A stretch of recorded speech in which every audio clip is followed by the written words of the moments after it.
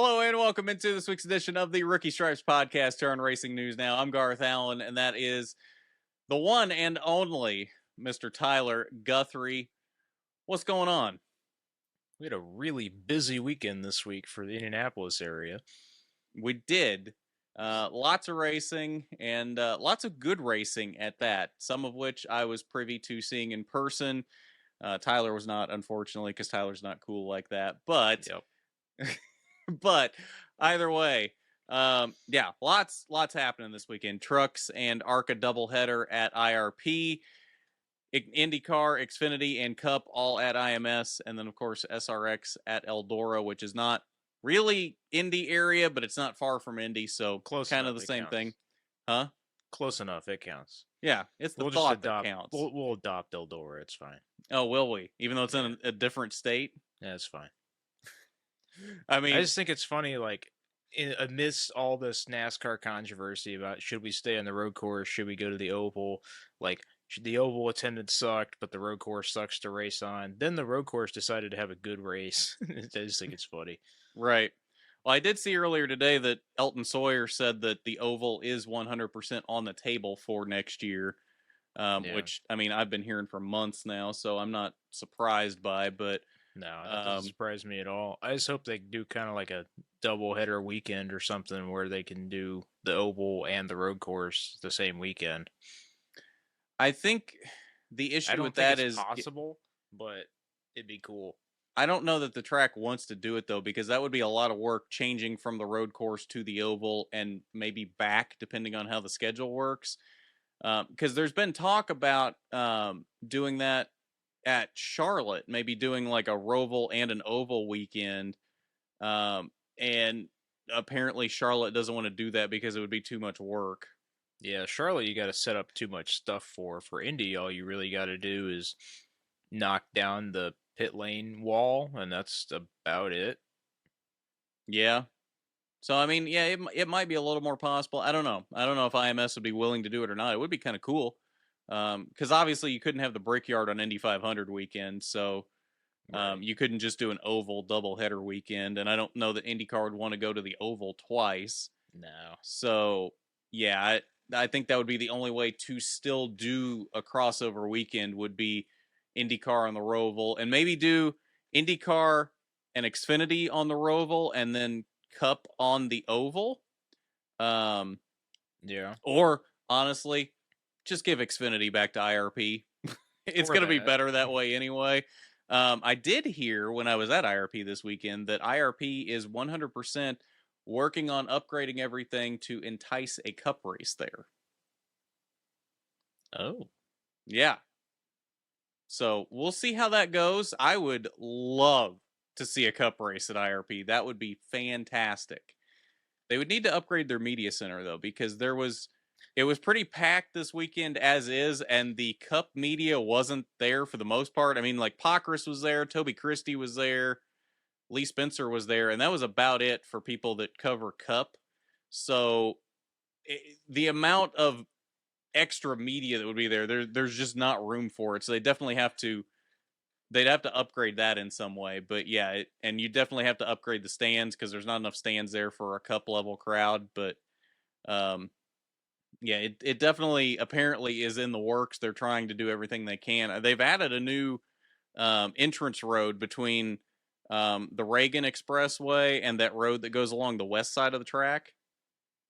Because there's not an exit off of Reagan onto 136 there on the north side of the track. Oh, that's convenient. So, yeah. So they've added this little access road that's like 4 lanes with a turn lane in the middle. So it's like 5 lanes total between that west road and Reagan, trying to like help the traffic flow. Yeah, it's nice to see them do some infrastructure expansion like that, and hopefully over the next couple of years we can see a cup race back there. I've never been to IRP. It looks back like there. You mean a cup race for the first time? That's what I meant. Yeah. Yeah. Did I say that? Whatever.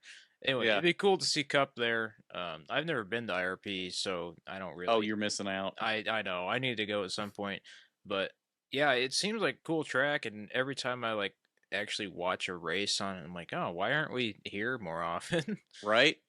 I mean, IRP, I think everybody knows this at this point. IRP is my favorite track, always has been. IRP is goated. You will never convince me there's a better track than IRP. I love that track so much. Um, I want Cup there. I mean, honestly, I would take Cup there at the expense of not going back to IMS. Yeah, I just wish there was a way we could get IRP and IMS to coexist because I think Hmm. the IMS is obviously one of the most historic tracks on the planet, and I just think it's a shame that NASCAR and F1 don't really want a whole lot to do with it. I mean, I know it's an IndyCar thing, but it's just as far as racing history goes, there should be racing on that track more often than just in May. I don't know that it's that NASCAR doesn't want anything to do with it. F1 clearly doesn't anymore, but NASCAR has really tried to make that IMS weekend work, and it's been terrible racing for so long. I mean, if they really didn't want to make IMS work, when they realized the oval wasn't working, they would have just left IMS and not tried the road course thing. Like they really want to make IMS work. I mean, they want it to be a crown jewel race. They kind of forced it into being a crown jewel when the racing really wasn't that spectacular. But um, yeah, I don't know that it's NASCAR doesn't want to be there. It's just a matter of them figuring out how to make good racing there. Yeah, I like NASCAR on the road course there. IndyCar's gotten kind of old already because we're going there 2 to 3 times a year, but Hmm. I think NASCAR on the road course it's a pretty good track for them, and it's one of the more flat tracks that we can get with the current Cup car. But at the same time, I would rather see the Cup Series go to a road course that actually has some history in the U.S., like, I don't know, Laguna Seca or Hmm. Portland or something like that. I mean, we already go to Portland half the time, or even go to Montreal. That'd be cool too. Um, I like the road That course. apparently is on the table for next year. I know. I'm very excited to see that happen.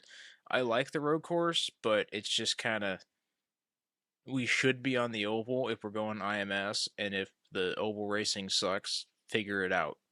Yeah.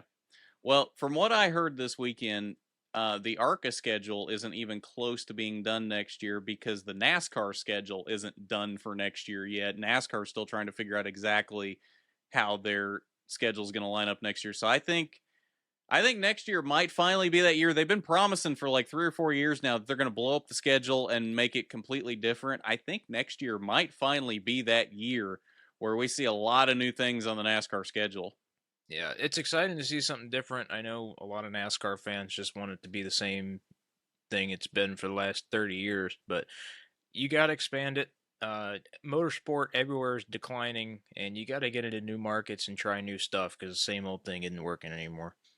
Well, see, and that's the thing, and they've been trying new things, and they've been successful at it. Like, look at the street race at Chicago. That was a massive success. Great Hmm. race, great attendance. Most of the people that showed up weren't NASCAR fans before that.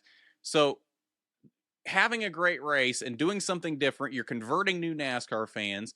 The Clash at the Coliseum this year wasn't as great as last year. Last year was a really good race, but they've shown they can make these temporary tracks and make a good track out of them at these places that really wouldn't be a racetrack otherwise. So they've shown over the last few years that they can dip out of the NASCAR box and try new things, and for the most part have been successful at it. So that's the thing. To grow and expand, you've got to try new things because if you just do the same thing continuously year after year and don't change, people will get bored with it and you're just going to fade into obscurity.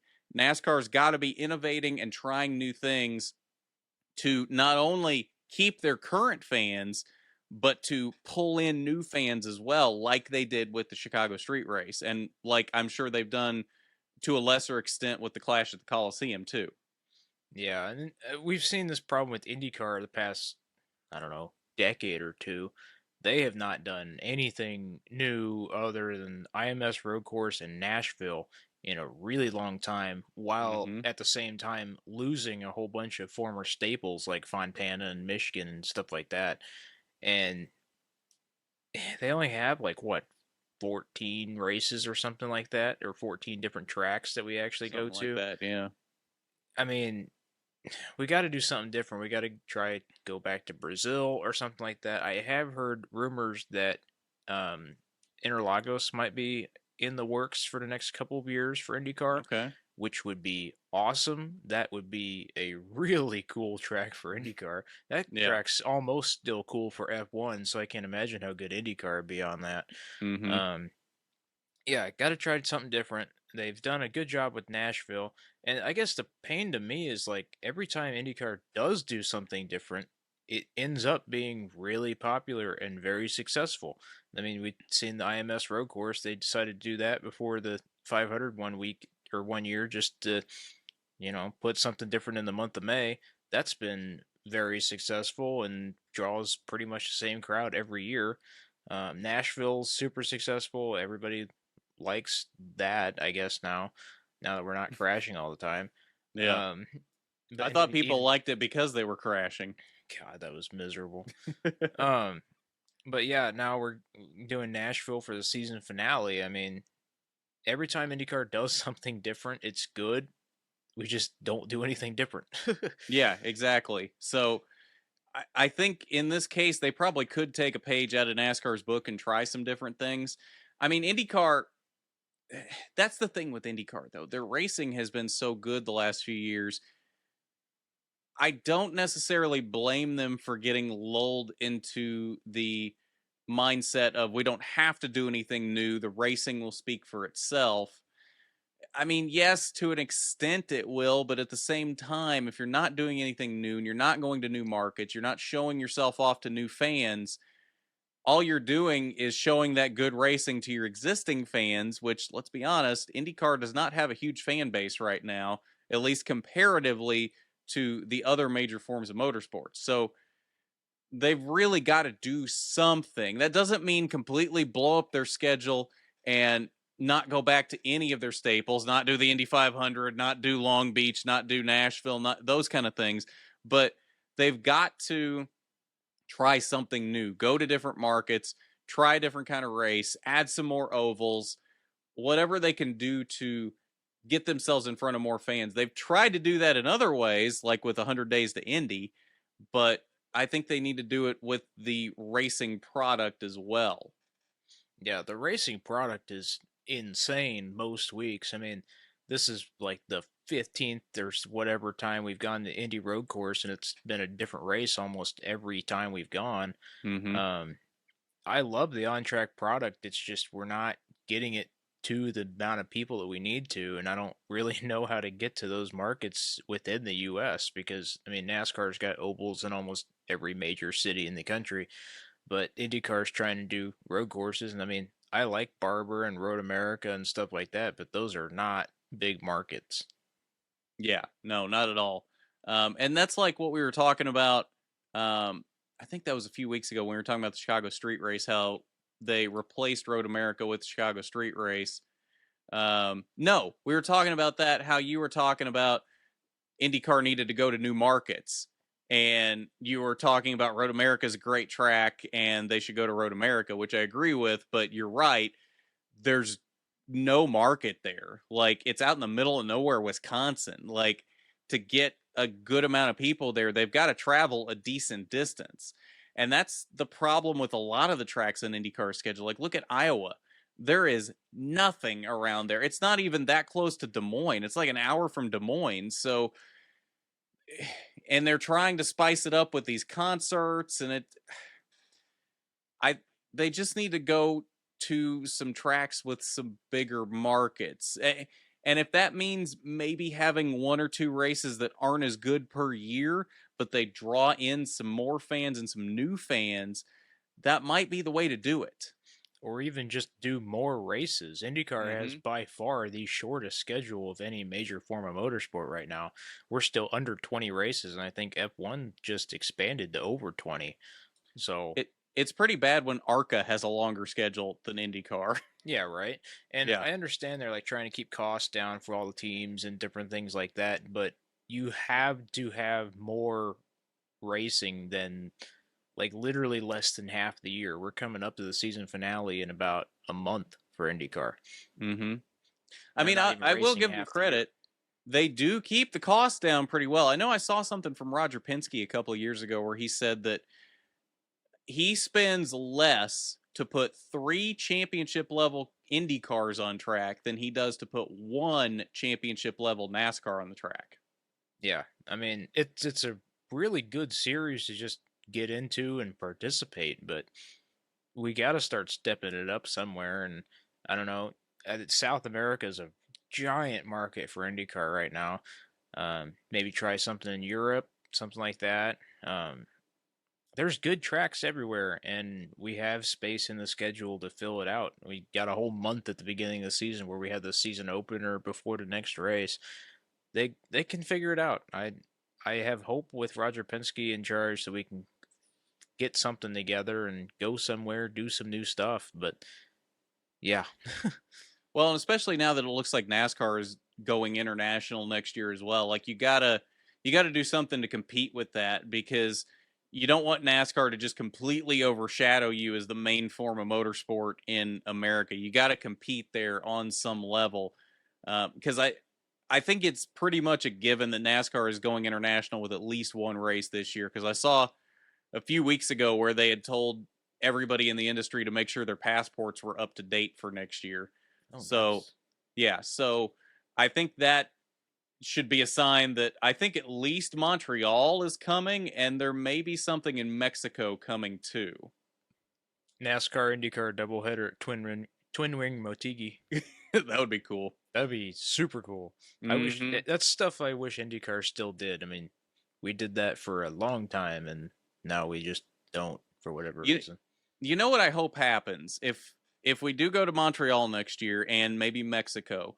What I think would be really cool for those races is that they make them a companion weekend with Montreal with the Pinty series and Mexico, wherever they go in Mexico, Mexico City or wherever, make that with the what is it, the NASCAR Peak Mexico series, I think is what the series is Yeah. called. Um, make those combo races to highlight those series because from what I've seen, those two series put on very good racing and they're not Hmm. very well known in America. Like Pinty series is a little bit more known. You can watch the Pinty series on Flow Racing. So I think there's more people that know about the Pinty series than the Mexico series. It is very hard to find those Mexico series races in America. I have tried to, and they are very hard to find.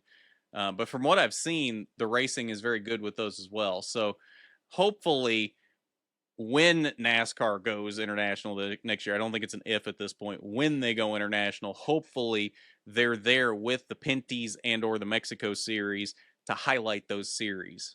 Yeah, some cross promotion would be cool there. And those series could get their local fans involved in NASCAR and vice versa. Doesn't NASCAR have a couple series like that, like in South America too? I don't know about in South America. There's a Euro series. I know there's a Uh, Euro series. I just thought there was like one that raced in Brazil and Argentina or something. there might be, and I if there is, I don't know about it. So or I've Yeah. forgotten about it. So there might be. I don't know.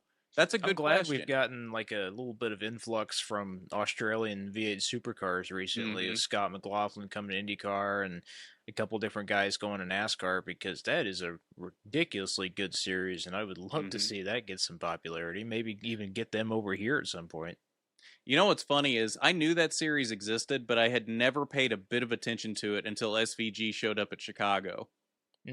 Yeah, they. It's a really good series, and like I've seen random highlights from them every once in a while, but it was always just kind of that's their corner of the world. Their Hmm. drivers are just they're all over there. We don't know if they're good against our guys or not. And then McLaughlin comes over here, hops in a car he's never been in before, and wins like his second season, like the first race of his second season or something. Hmm. And then, SVG comes out and wins his first NASCAR race in Chicago, which, granted, that is basically the same car he drives in Australia. Yeah. But yeah, I mean, it's good to see different drivers doing different things. And it's exciting for motorsport because we never would have seen this 20, 30 years ago. I Hmm. mean, the best thing we got back then was Jeff Gordon tested a Williams F1 car at IMS. Juan Pablo Montoya hopped in a NASCAR, and the Lewis Hamilton and Tony Stewart swap at Watkins Glen, but that was never, going to be an actual race. We were never going to Hmm. see people hop in each other's cars, and it's really fun to see now. And we're getting expanded to different forms of motorsport. And regardless of your opinion of other motorsports around the world, looking at some certain NASCAR fans, just have an open mind. It's all racing. It's like any other sport. It's all sport. It's all fun. Let's have some fun and enjoy everything else. Well, and speaking of SVG, let's talk a little bit about this weekend because he was in two of the races this weekend in Indy. He ran his first oval race ever on Friday night in the 41 truck for Nice. He didn't set the world on fire, not at all. In fact, most of the night ran outside the top 20, but ended the night strong. Finished in 20th, night. Was it 19th or 20th? 20th? I thought it was 19th. Might have been 19th. It was Let me double check on that because I thought it was 19th, but you may be right. Yes, 19th. Okay. So not the greatest night, but here's the thing. A lot of that truck race, I sat in the media center and I specifically watched him because I wanted to see how he was doing on an oval. Was he making mistakes every other lap? Was he hitting the right line? Did he look like he knew what he was doing on an oval? And I think the answer to that is yes. He was constantly learning throughout the night, constantly improving. He was making smart passes. He made some dumb moves here or there, but that's to be expected on a type of racing that you've never done before in your life. So, yes, he made some mistakes, but those were by far cleared up by the end of the race. And he was very smooth at the end of the race, was picking off a couple positions at the end, and finally cracked his way into the top 20 at the end and finished 19th. So there is some promise there. Does he need to improve before he gets thrown into a cup car? Absolutely. I think he is going to be in a cup car eventually, but he definitely needs some improvement there. But I don't remember if this was you I was talking about with this or somebody else, but somebody was telling me that really, if you think about it, all he would need to do if he's that good on the road and street courses is he's just got to win a couple of those in the regular season to make the playoffs and just get really good at Phoenix, Oh yeah, that was and he could be the champion. yeah. So there is that, but I think he wants to be more than that, and he wants to be a little more well-rounded than that. So he's got some work to do to get better on the ovals. There's a good base there, and but there's definitely some room for improvement. I see the potential there, and I see him at some point possibly being able to win an oval race. I don't know if he'll necessarily get to that point in the Cup Series, but I could see him winning a truck or Xfinity race on an oval, definitely. And I could see him being competitive on ovals in the Cup Series, enough to where he can be a legit championship threat in the right equipment in the Cup Series. Yeah, and I think the precedent's already been set, like I said, with Scott McLaughlin in IndyCar. Yes, he's good on road courses because that's bread and butter for him. Mm-hmm. But he was able to come over and step into a completely different car and be competitive on ovals within a year of starting. And I think that's more of a testament to Penske as an organization for being able to help him.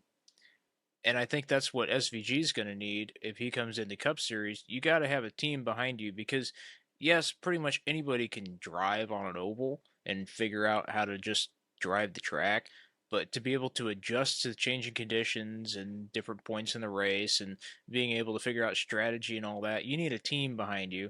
And I think if you get a team behind pretty much any of these supercars guys that really know oval racing, they could figure it out and be competitive. And I think Scott McLaughlin set that precedent. I don't think McLaughlin speaks for every VA Supercars driver ever, but I don't think any of the rest of them are too far off from the benchmark that he set.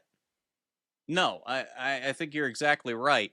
And just look at what SVG did on Sunday. I think a lot of people got their expectations too high since he went out and won Chicago. That they're like, oh, he's got to go out and win at Indy because otherwise it was just a fluke. No, he still ran well, still ran top 10 in the Cup race, still finished 10th. And if you look through the finishing order, he was by far the best ringer in that race.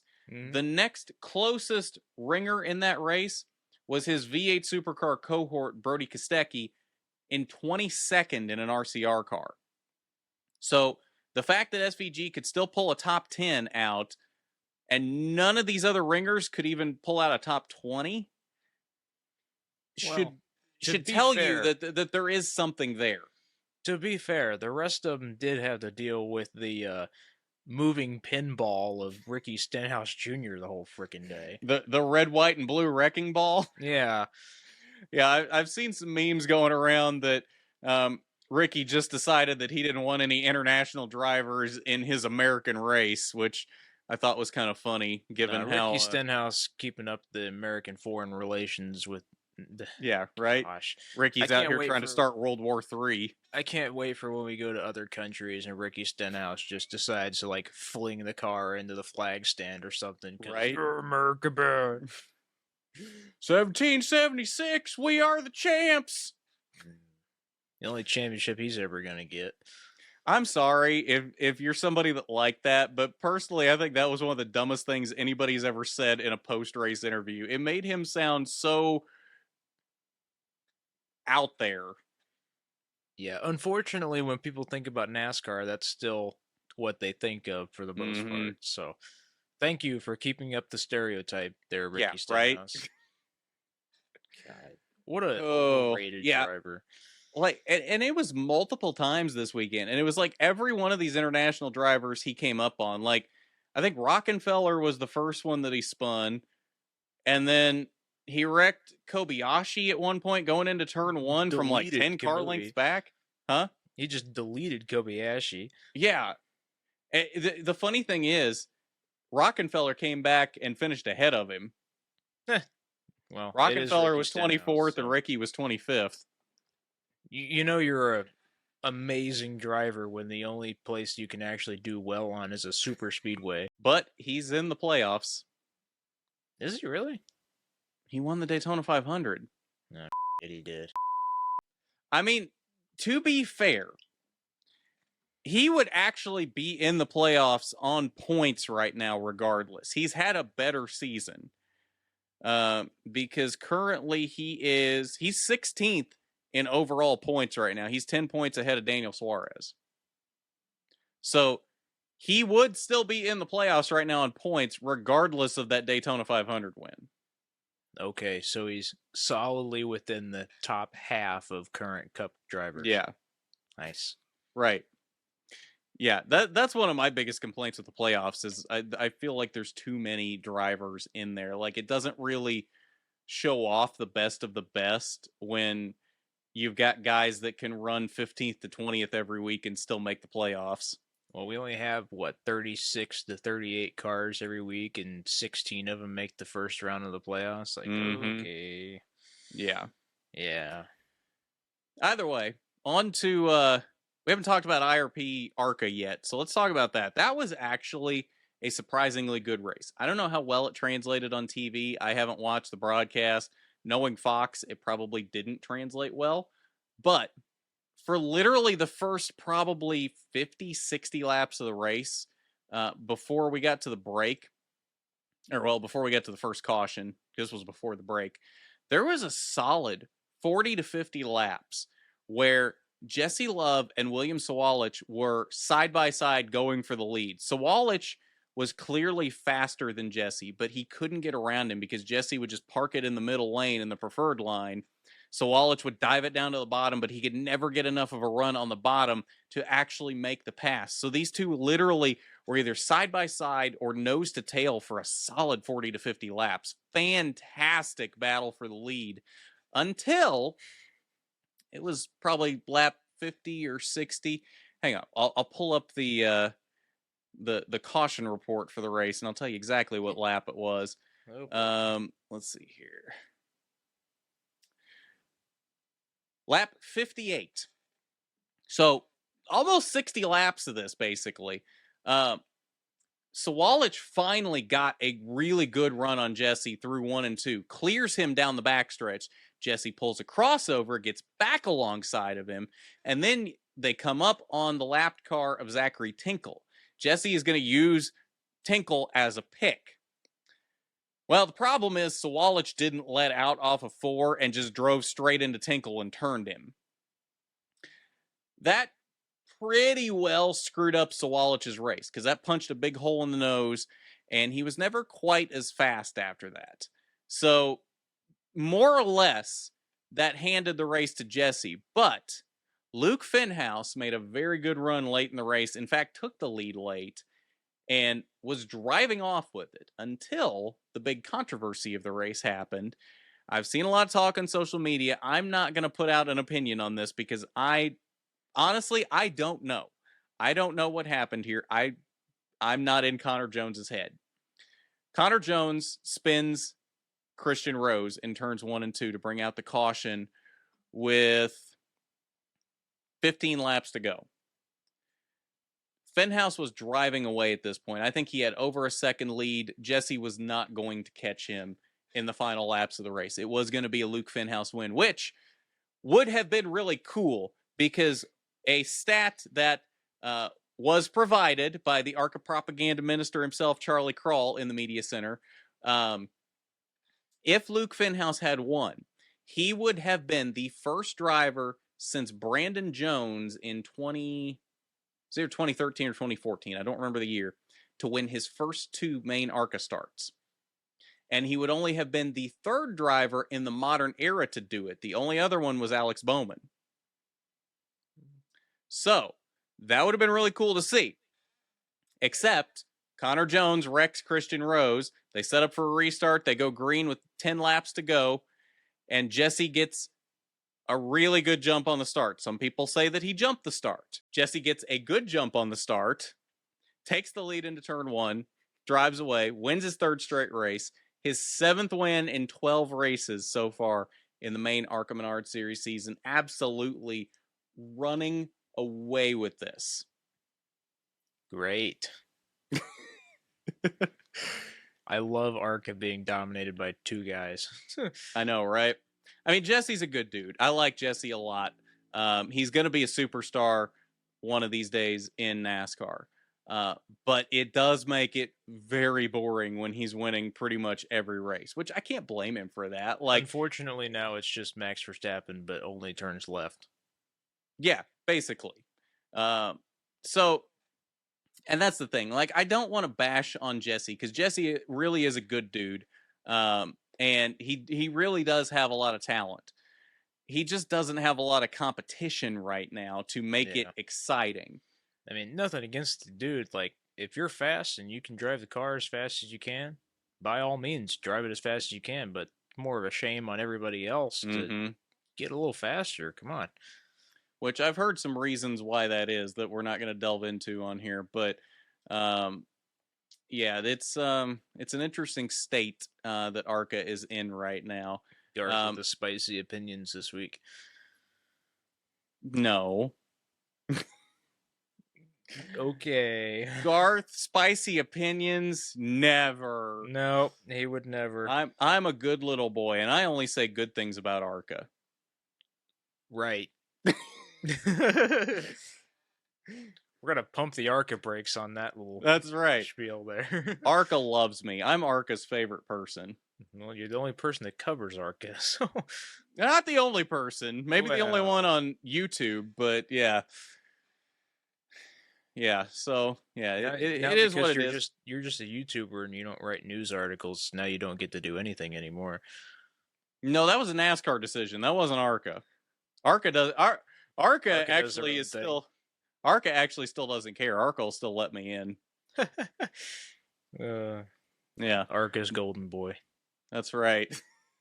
The black sheep of the ARCA media family. Anyway, solid truck race though as well. I know we talked about SVG, but solid truck race on Friday night as well. I don't know if there's much to talk about there though. It was just Ty Majeski ran away with it. Which I wasn't really surprised by because he was very fast last year and unfortunately got snubbed and didn't quite get the win that he probably deserved last year when Grant Enfinger won. he comes back and absolutely dominates this race this year, and by far was the best truck out there. Christian Eckes was fast, and there was a couple other trucks that were fast, but nobody was really in a league with Ty Majeski all night. He was the class of the field. Won both stages, won the race overall. Like, he was just, there wasn't anybody that was going to touch him. Yeah, there was some good racing at the beginning of the race, but I watched the TV coverage highlights, and like all of stage 2 was just we started and then we ended, and that was pretty much it. Yeah. He led a total of 179 laps in this race out of 200. The only other drivers that led laps, Christian Eckes led the first 3 laps, and Corey Heim led 18 laps very early on, from lap 22 to 39. From lap 40 to the finish, Ty Majeski led every lap. Jeez. Yeah. I don't know what he's got figured out at IRP, but he's got IRP figured out. That's your favorite track. You figure it out and go beat. Yeah, right? Now, I do also want to give a shout out to Lane Riggs. He was in the 7 truck for Spire. Super fast. Like, that's a kid that I don't know is on a lot of people's radar right now, but he has an immense amount of talent. He's driven a lot of different trucks at this point. Never really gotten a full-time ride more than like a race or two. This is, I believe, his first time that he was in the Spire truck. Super fast. Finished in 3rd. That kid's got some talent. And if Riggs sounds familiar to you, that is Scott Riggs' son. I was going to ask. Yes. So, super talented. And hopefully he gets some more quality rides going forward, because I think that kid can do a lot of things. Yeah, it's nice to see Riggs back as a name in NASCAR. That one brings back some memories. Right? Had a really cool Valvoline number 10 Scott Riggs like Cars version of diecast a while back. Right? William Sawalich was also fast. He ended up in 6th, just outside the top 5, but he is he's showing that he's got the talent too, as long as he's in the right equipment, which I don't know that he's been in the wrong equipment ever since he showed up in trucks and ARCA, but definitely showing that he is there and has the talent to do things. Actually outran his teammate Corey Heim, which Corey Heim has pretty much been the top Tricon truck every single week this season. So interesting to see a different Tricon truck outrun him, maybe for the first time. It can't be for the first time this season, but it's the first time I can remember. Yeah. Well, speaking of diecast, if everybody doesn't go to Lionel right now and pre-order the Michael McDowell Race Win diecast for Indy, and it doesn't get put past production, it'll make it. I'm gonna smack the crap out of a bunch of people. I need that thing. Now, I'm not saying this as an excuse to not pre-order it, because I will pre-order it, and I hope everybody else does, but the only diecasts, or the only Race Win diecasts in recent memory that have DNP'd have been Denny Hamlin race wins. Understandable. Yeah. So I'm pretty sure this one's probably safe, but just in case, yeah, go pre-order it. I need my Athearn car. Yeah, right? That is pretty cool. I wish CSX still sponsored him, and maybe that would have been a cool. Can you imagine CSX on the hood of an Athearn car? I know, right? That'd be so cool. Well, no, they were separate sponsors. Like, there was a full CSX scheme at one point. I know. It was really cool, and I wish I had diecast of it. Yeah, I know. I do have diecast of it somewhere around here. Shut up, nerd. I feel like I could say that to just about everything at this point. Yeah. Right. Oh, yeah, I got a diecast of that. All right, so the Xfinity race this weekend. Ty Gibbs completely moving ignores on. that. Yeah. Ty Gibbs. Anyway, what are we moving on to? Anything past the Xfinity race, because that was really boring. Yeah, there wasn't much going on in the Xfinity race. Cup race, though, was actually really interesting. And to the folks saying that we needed stage cautions, you're wrong. This race played out exactly as it should have played out. I would have been extremely frustrated if McDowell, who had clearly the best car, was the fastest driver, earned that victory, got screwed because of cautions in this race. There was one caution for this entire race at lap 2. Outside of that, it went green for the rest of the race. If we had had some restarts, that would have been more chances for someone to do something stupid and take McDowell's chance of winning away when he deserved that win. Not every race is going to be the most exciting, beating and banging, everybody's wrecking for the lead. And I don't understand why anybody would want that, to be honest. Like, some races like that are cool. I'm not going to lie. I do like seeing some races like that. But there also needs to be races like this, too, where it just naturally plays out. The strategy has a chance to play out without cautions. There was still good racing in this race. I mean, Chase Elliott was catching him at the end. I think McDowell was just playing it safe the last couple laps, making sure that he didn't make a mistake. So that was probably why Chase was catching him at the end. But regardless, we still had a decent race for the finish. So, no more stage cautions. In fact, we need to get rid of stage cautions at every race. Road courses this year have shown that we can still have stages. Like, it's a part of the point system now. Like, it's hard to get rid of it when it's this tied into the point system. But we don't need the cautions. And road courses this year have proven that. Well, here's an idea for you. How about all the tracks that we go to twice a year? We make one have stage breaks and the other race not. Just for a year. See how it goes. Then we can make an informative debate about it later. Okay. I don't think that's the worst idea. I thought you were going to say my idea has always been, if we have 2 races at the same track, run one race counterclockwise and run the other race clockwise. Oh, that's actually pretty cool. Yeah. I've been told that is not feasible, though, because of the camber of the tires. Okay. Doc. So put the right tire on the left side, and then there you go. Yeah. I'm sure there's a more technical answer, but I'm also pretty sure that with the previous generations of Cup cars, that was probably true. With these, take a sledgehammer at the setup and come back and go the other direction. That might work. Yeah, that's true. It just might. Because these cars are supposed to be symmetrical. Yeah. Honestly, though, I don't know that we need to be at any tracks more than once a year at this point, except for maybe Daytona. Like, the second Daytona race is kind of entrenched at this point, but yeah, now that it's not 4th of July anymore, move it back to 4th of July weekend, and then that's what I'm saying. Like, unless it goes back to 4th of July, I'm not sure it's even really that imperative at this point. Like, unless it goes back to being a 4th of July tradition, I could probably do without it. Yeah, which I don't know why we moved away from that being a 4th of July tradition, because that just seems like one of those things that should have stuck, you know? Because they wanted it as the last race of the regular season. Because that's an amazing idea. They wanted the excitement. I mean, that's literally what it comes down to. That's the reason they moved it away from the 4th of July, because they wanted Daytona as the last race of the regular season. That's just, it's so stupid.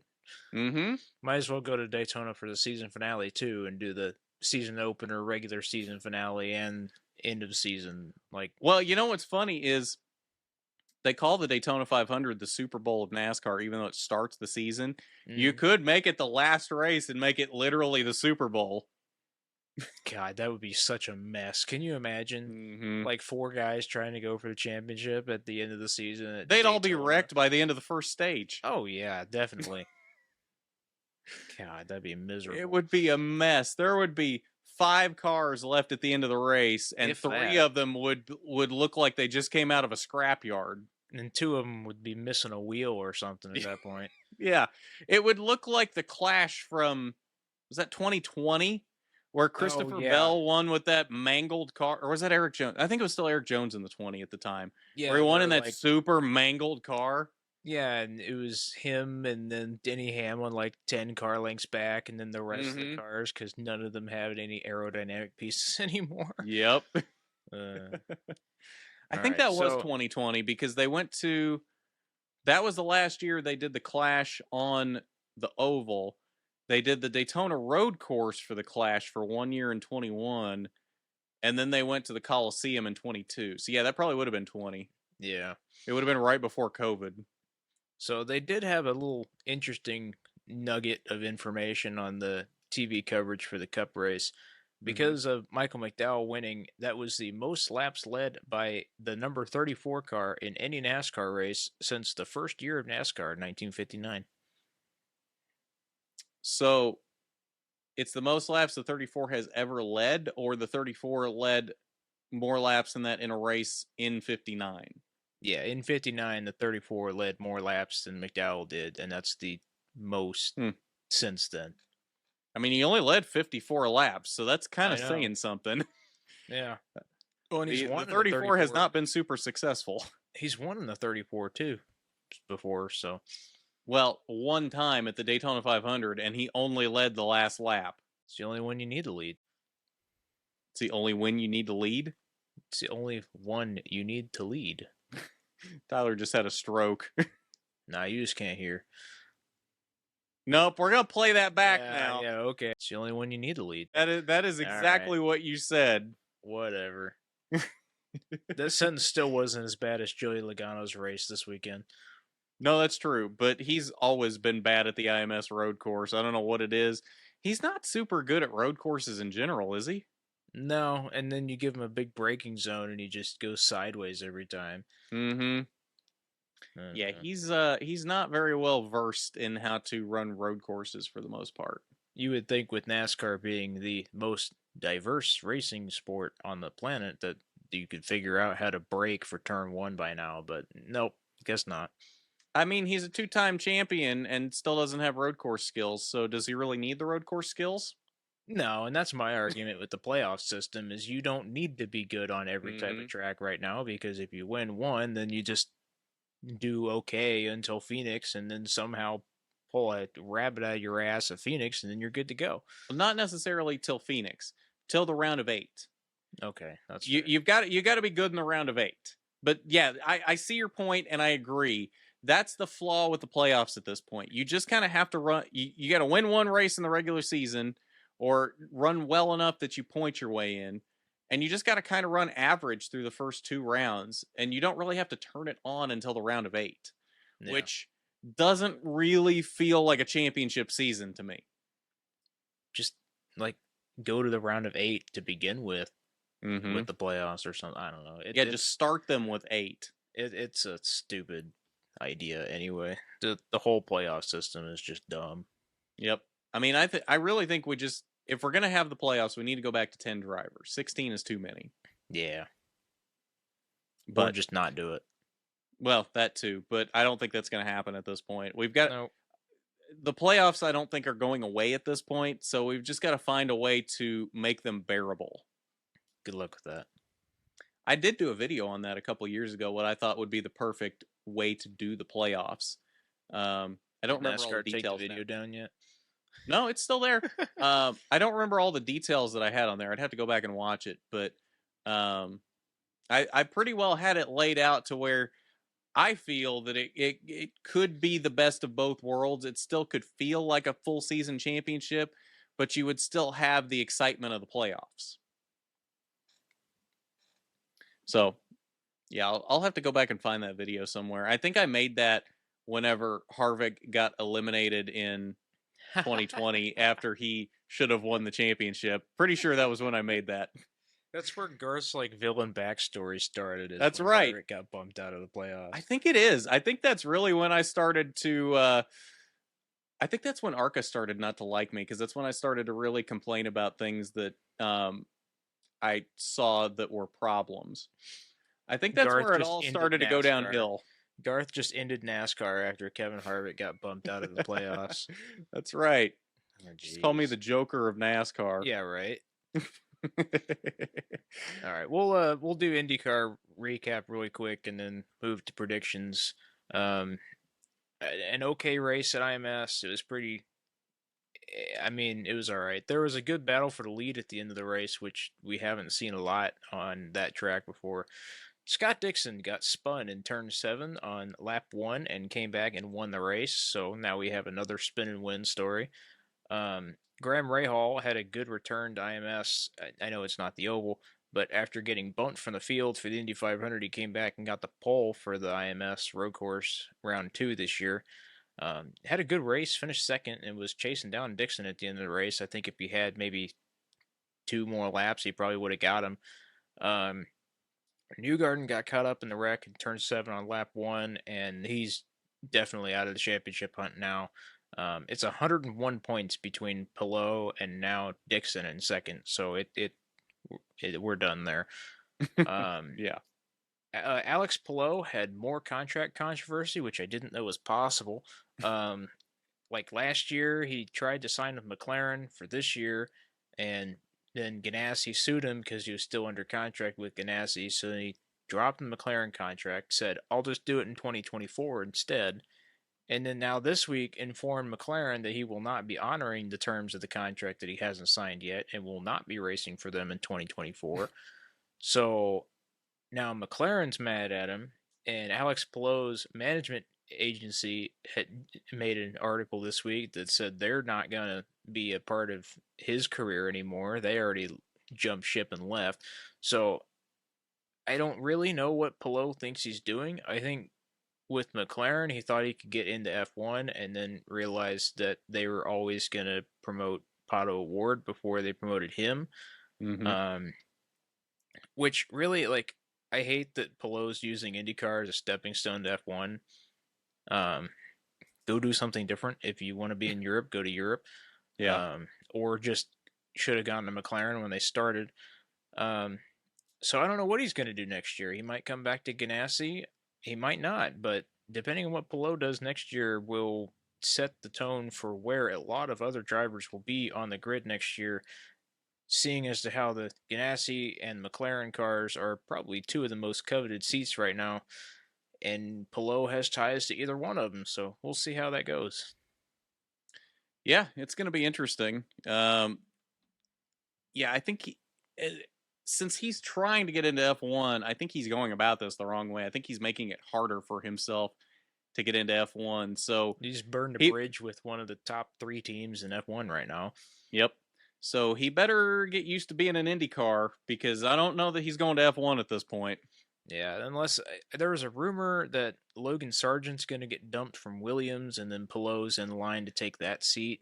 But this is just me. I would rather be wiping the floor in IndyCar than getting mopped up in F1 in a Williams.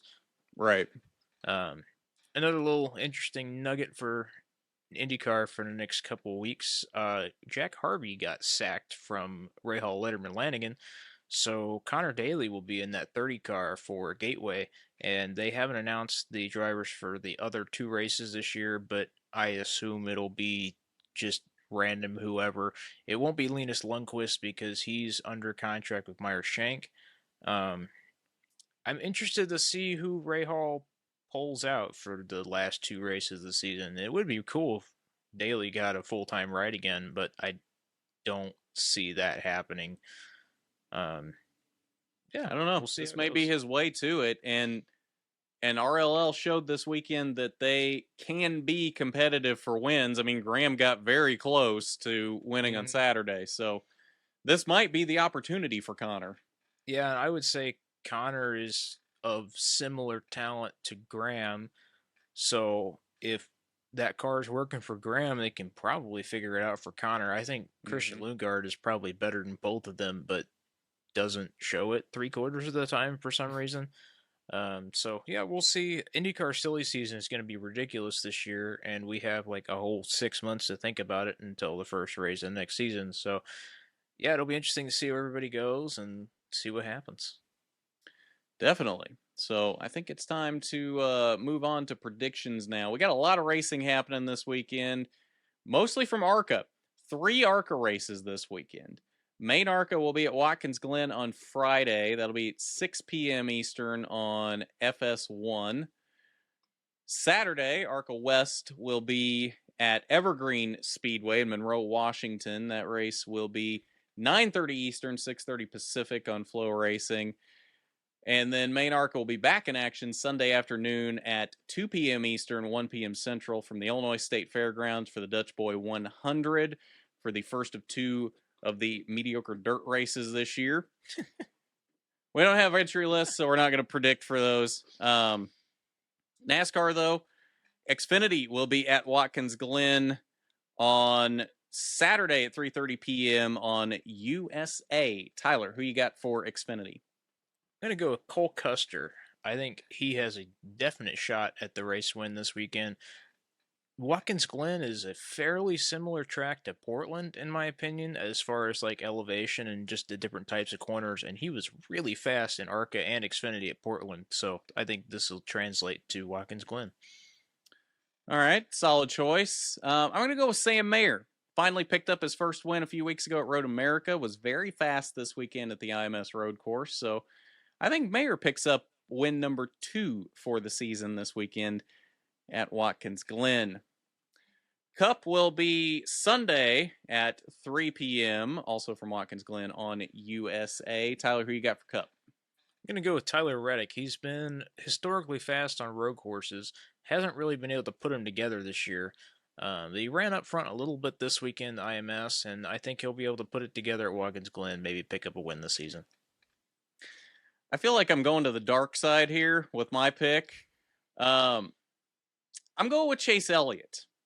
Now, I wouldn't have made this pick before this week until I saw how close he came to winning at IMS. I wasn't convinced he was in a position where he was going to win a race before the playoffs started, but as fast as he was at IMS, and he's won at Watkins Glen in the past, I think he can put it together this weekend and finally sneaks his way into the playoffs. I'm going to rewind last week when you were calling me an idiot for picking him last week. I know. I'm eating my words. I know. All right. And then the SRX season finale will be Saturday night on ESPN from Lucas Oil in somewhere in Missouri. I don't remember what town, but somewhere in Missouri. It is a dirt track. Entry list will be Elio Castroneves, Clint Boyer, Marco Andretti, Haley Deegan, Brad Keselowski, Tony Stewart, Bobby Labonte, Kenny Wallace, Ryan Newman, Jonathan Davenport, Ken Schrader, and Ernie Francis Jr. Tyler, who you got for the SRX season finale?